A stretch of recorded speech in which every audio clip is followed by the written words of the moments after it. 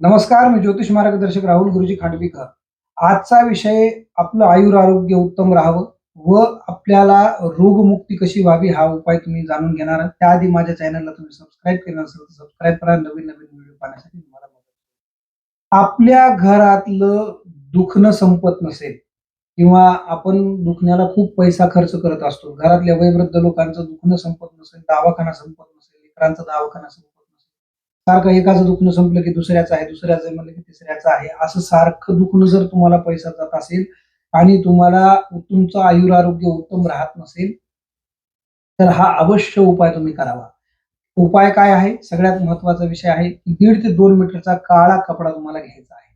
काळा कपडा घेतल्याच्या नंतर तुम्हाला एका वाटीमध्ये चुना काढून घ्यायचा आहे.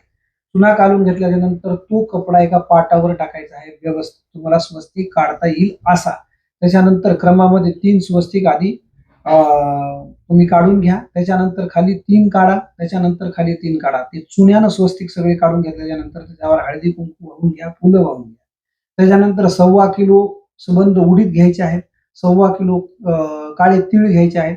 हे सर्व गठुडं काळ्या दोराने पूर्ण गच्च बांधायचं आहे म्हणे. जो व्यक्ती आजारी आहे त्याच्यावरनं 7 वेळेस ते तुम्हाला उतरवायचं आहे आणि त्याच्या समोर ठेवून खाली स्क्रीनवर येत आहे मंत्र. हा मंत्र फक्त तुम्हाला 108 वेळेस म्हणायचा आहे. त्या गठुड्यावर हात ठेवून आणि त्यानंतर परत 7 वेळेस त्या व्यक्तीच्या अंगावरनं वळायचं आहे आणि स्वच्छ वाहत्या पाण्यामध्ये किंवा विहिरीमध्ये म्हणा, हे विसर्जन तुम्हाला वाहत्या पाण्यामध्ये सोडून द्यायचं आहे. हे 7 शनिवार तुम्ही उपाय करा. तुमचं आयुर-आरोग्य उत्तम, व्यवस्थित निरोगी राहील. नवनाथ महाराजांची कृपा तुमच्यावर राहील. दत्त महाराजांची तुमच्यावर कृपा राहील. अधिक माहितीसाठी संपर्क करा. धन्यवाद.